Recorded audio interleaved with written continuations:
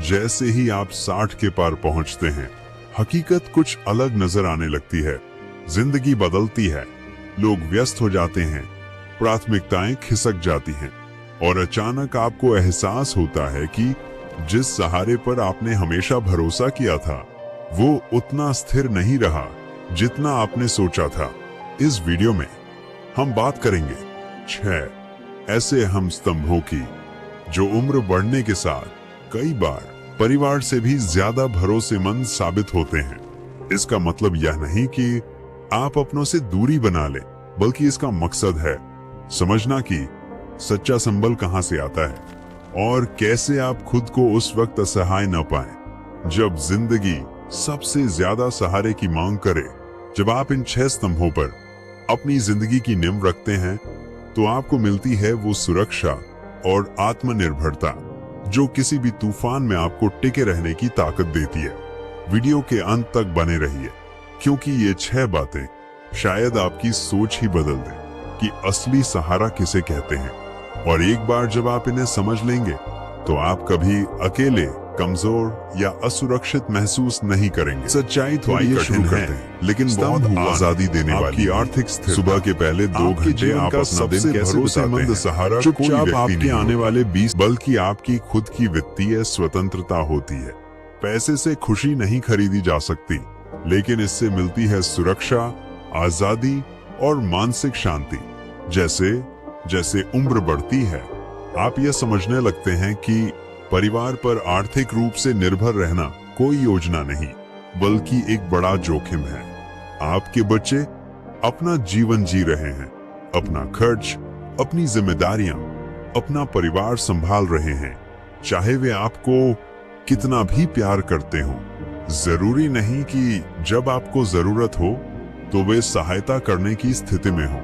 सोचिए रिचर्ड की कहानी। एक 72 वर्षीय सज्जन जिन्हें हमेशा लगा कि अगर कभी उन्हें पैसों की तंगी हुई तो उनके बच्चे मदद करेंगे।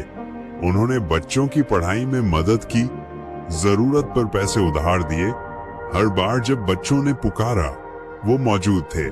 लेकिन जब अचानक एक चिकित्सकीय संकट ने उनकी सारी बचत खत्म कर दी और उन्होंने अपने बच्चों की ओर देखा तो उन्हें पता चला कि बच्चे खुद लोन, बिल और जीवन की दौड़ से जूझ रहे थे। बच्चों ने मदद न इसीलिए नहीं की क्योंकि वे परवाह नहीं करते थे, बल्कि इसीलिए क्योंकि जिंदगी अनिश्चित होती है। इसीलिए आर्थिक स्थिरता आपके जीवन का एक सबसे मजबूत स्तंभ बन सकती है। यह अमीर बनने की बात नहीं है, यह तैयार रहने की बात है। यह है आपातकाल के लिए योजना बनाना, ऐसा आय स्रोत होना जिस पर आप भरोसा कर सकें, और पैसों का ऐसा प्रबंधन करना जिससे आपको कभी किसी और पर निर्भर न होना पड़े। अगर आप 60 या उससे ज्यादा उम्र में हैं, तो खुद से कुछ जरूरी सवाल पूछिए। क्या मेरे पास अप्रत्याशित खर्चों से निपटने के लिए बचत है? क्या मेरी पेंशन या रिटायरमेंट आय सुरक्षित है? क्या मैंने अपने आर्थिक जोखिमों को कम किया है? अगर जवाब नहीं है तो अभी से कदम उठाइए। बजट बनाना सीखिए, अनावश्यक कर्ज से बचिए और ऐसे निवेश कीजिए जो लंबी अवधि की स्थिरता दें, क्योंकि अंत में आपकी आर्थिक सुरक्षा ही वो एक चीज है जो हर परिस्थिति में आपके साथ खड़ी रहती है। स्तंभ 2, आपका शारीरिक स्वास्थ्य। जिंदगी में एक चीज ऐसी है जिसकी जगह ना प्यार ले सकता है, ना पैसा, ना किसी और का सहारा, और वह है आपका स्वास्थ्य। 60 की उम्र के बाद आपका शरीर या तो आपका सबसे बड़ा सहयोगी बनता है या सबसे बड़ा बाधा। सच यह है, आपके पास चाहे जितनी भी आर्थिक सुरक्षा हो, अगर स्वास्थ्य बिगड़ गया तो आपकी आजादी चली जाती है। परिवार आपको चाहे जितना भी प्यार करता हो, लेकिन वे आपकी जगह व्यायाम नहीं कर सकते, आपकी जगह सही भोजन नहीं कर सकते और बुढ़ापे के असर को रोक भी नहीं सकते। ये जिम्मेदारी पूरी तरह से आपकी है। बहुत से लोग सोचते हैं कि जब जरूरत पड़ेगी कोई ना कोई तो संभाल लेगा, लेकिन सच्चाई यह है, हर किसी के पास समय, ऊर्जा या क्षमता नहीं होती कि वे हर दिन आपकी देखभाल करें। और जब आप दूसरों पर अपनी सेहत के लिए निर्भर हो जाते हैं तो धीरे धीरे आपका आत्मविश्वास और स्वतंत्रता भी कम होने लगती है। इसीलिए अपने स्वास्थ्य को अभी प्राथमिकता देना आपके भविष्य के लिए सबसे अहम निवेश है। एक उदाहरण लीजिए, 68 वर्षीय कैलाश जी, जो बचपन से बहुत सक्रिय थे, लेकिन रिटायरमेंट के बाद उन्होंने अपने स्वास्थ्य पर ध्यान देना छोड़ दिया। उन्हें लगता था कि अभी बहुत समय है, फिर देख लेंगे। लेकिन धीरे धीरे उनकी ऊर्जा कम होने लगी, चलने फिरने में कठिनाई होने लगी और साधारण काम भी भारी लगने लगे। बच्चे जब समय मिला तब मिलने आते थे, लेकिन हर दिन उनके साथ रहना संभव नहीं था। तब उन्हें समझ आया, अगर उन्हें अपनी आजादी बनाए रखनी है तो स्वास्थ्य की जिम्मेदारी अब और टालना नहीं चल सकता। आपको किसी खिलाड़ी की तरह ट्रेनिंग नहीं करनी है, लेकिन छोटे नियमित प्रयास ही सबसे बड़ा फर्क लाते हैं। हर दिन शरीर को थोड़ा चलाइए, ऐसा भोजन लीजिए जो ऊर्जा दे, नुकसान नहीं, और हेल्थ चेकअप को गंभीरता से लीजिए। अगर आप लंबे समय से अवहेलना कर रहे हैं, किसी दर्द की, थकावट की या चलने में दिक्कत की, तो अब उन्हें नजरअंदाज न करें। आपका आने वाला कल आपके आज के अच्छे फैसलों के लिए आपका आभार मानेगा, क्योंकि अंत में आपका सबसे मजबूत सहारा न तो आपके बच्चे हैं, न भाई बहन और न ही दोस्त, बल्कि आपका खुद का शरीर है, जो आपको सक्रिय, सक्षम और आत्मनिर्भर बनाए रखे। जितना ज्यादा आप आज अपने स्वास्थ्य को प्राथमिकता देंगे, उतना ही कम आपको कल दूसरों पर निर्भर रहना पड़ेगा। अगर आप अब भी इस वीडियो को देख रहे हैं और ये बातें आपके लिए उपयोगी हैं, तो नीचे 2 लिखकर हमें बताइए कि आप यहाँ तक साथ हैं। और अगर आपने अब तक चैनल सब्सक्राइब नहीं किया है तो अभी कर लीजिए, ताकि आप हमारी आने वाली ज्ञानवर्धक वीडियो कभी न चूकें। अब हम आगे बढ़ते हैं। स्तंभ 3, आपका सामाजिक दायरा। उम्र बढ़ने के साथ सबसे आम लेकिन गंभीर गलतियों में से एक है अपने आप को अकेला कर लेना। यह धीरे धीरे होता है। दोस्त दूर हो जाते हैं, अपने लोग साथ छोड़ जाते हैं, और फिर एक दिन आप महसूस करते हैं कि आपका सामाजिक दायरा अब पहले जितना नहीं रहा। समस्या यह है कि जब जिंदगी में मजबूत दोस्तियां नहीं होती, तो अकेलापन धीरे धीरे भीतर घुस आता है। और 60 की उम्र के बाद अकेलापन सिर्फ भावनाओं को नहीं, बल्कि आपके स्वास्थ्य, मानसिक सजगता, यहाँ तक कि उम्र को भी प्रभावित करता है। आप सोच सकते हैं कि परिवार तो है ही साथ देने के लिए, लेकिन सच्चाई यह है कि आपके बच्चों की भी अपनी जिंदगी होती है। वे आपको बहुत प्यार करते हैं, लेकिन उनके पास नौकरी है, परिवार है, जिम्मेदारियां हैं, और चाहे वो कितनी भी कोशिश करें, वे हर पल आपके साथ नहीं रह सकते। इसलिए जरूरी है कि आप एक ऐसा सामाजिक तंत्र बनाएं जो परिवार से परे भी आपकी जिंदगी में रंग भरे। देखिए, 73 वर्षीय सुशीला जी की कहानी। वो हमेशा अपने बेटों पर भावनात्मक रूप से निर्भर रही। 2 बेटे थे, दोनों बहुत प्यार करते थे, लेकिन वक्त के साथ वे भी अपनी नौकरी और बच्चों में व्यस्त हो गए। फोन कॉल्स आते थे, लेकिन रोज की मुलाकातें, हफ्ते के अंत की चहल पहल धीरे धीरे कम हो गईं।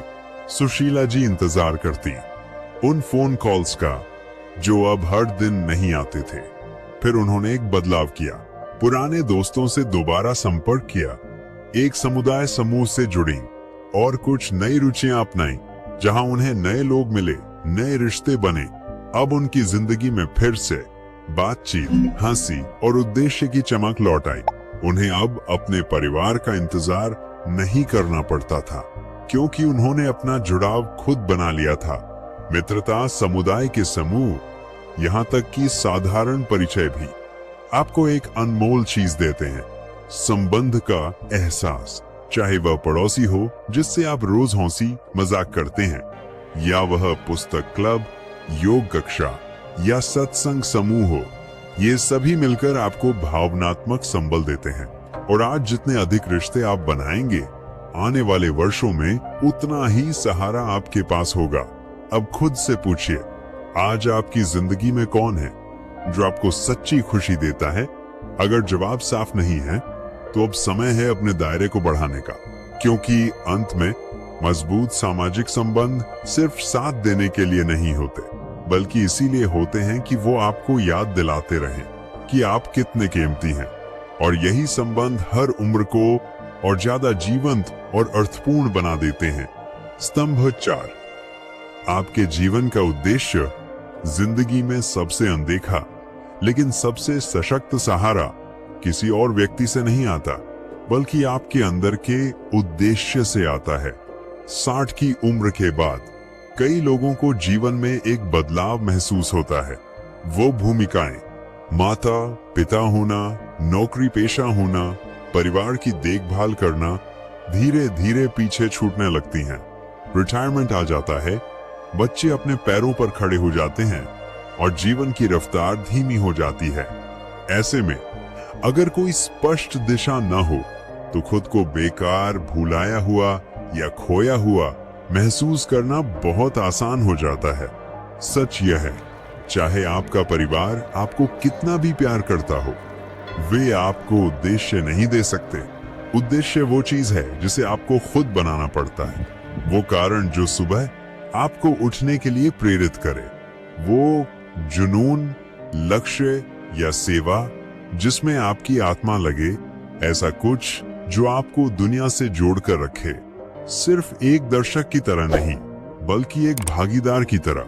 सोचिए 70 वर्षीय गिरधारी लाल जी की कहानी। वे एक कुशल इंजीनियर थे।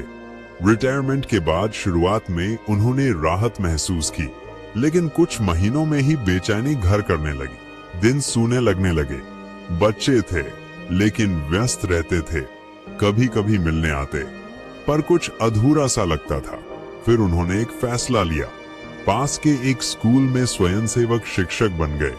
बच्चों को चीजें बनाना सिखाने लगे और वहां से उन्हें फिर से वो भावना मिली कि वे किसी काम के हैं, मूल्यवान हैं और जिंदगी के साथ जुड़े हुए हैं। जीवन का उद्देश्य नौकरी से नहीं आता।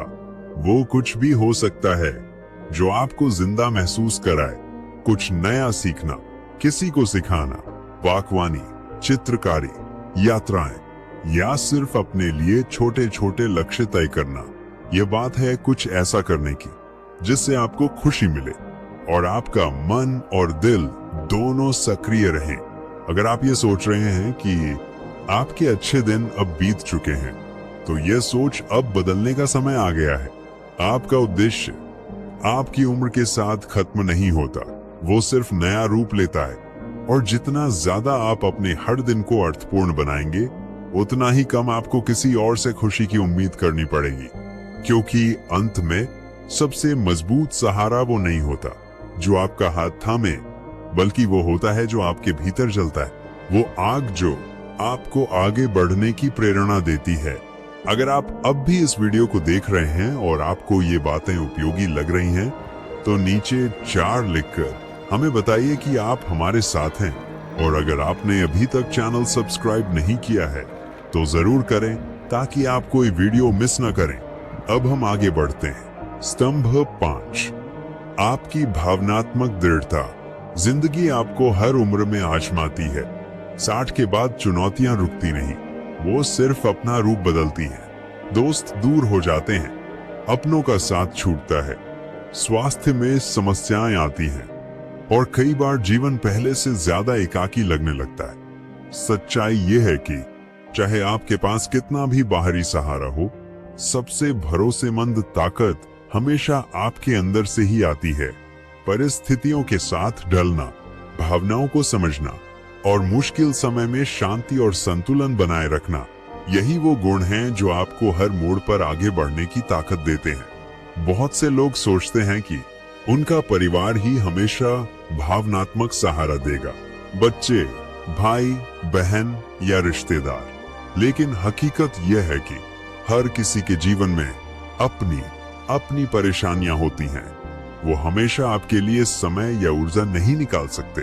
इसीलिए भावनात्मक रूप से मजबूत होना खुद आपके लिए जरूरी है, ताकि आप अपने भीतर से शक्ति पा सकें, ना कि हमेशा दूसरों पर निर्भर रहें। सोचिए 75 वर्षीय हेमा जी की कहानी। उन्होंने अपने पति के साथ 40 साल का सुखद वैवाहिक जीवन बिताया था। पति के जाने के बाद शुरू में वे अपने बच्चों के सहारे रहीं, लेकिन जल्दी ही उन्हें समझ आया कि बच्चे उनका बहुत ख्याल रखते हैं। फिर भी उनकी अपनी जिम्मेदारियां हैं। वो जान गईं कि जो खालीपन वो महसूस कर रही थी, उसे सिर्फ वो खुद ही भर सकती हैं। उन्होंने खुद को भावनात्मक रूप से संभालने का निर्णय लिया। एक सहारा समूह से जुड़ी, रोज अपनी बातें लिखना शुरू किया और कृतज्ञता का अभ्यास शुरू किया। धीरे धीरे उन्होंने एक बात महसूस की, उन्हें किसी और की जरूरत नहीं थी। अपनी दुख को ठीक करने के लिए उनके पास वो शक्ति खुद में ही थी। भावनात्मक दृढ़ता का मतलब यह नहीं है कि आप अपने दर्द को छिपाएं या हर समय मजबूत बने रहें।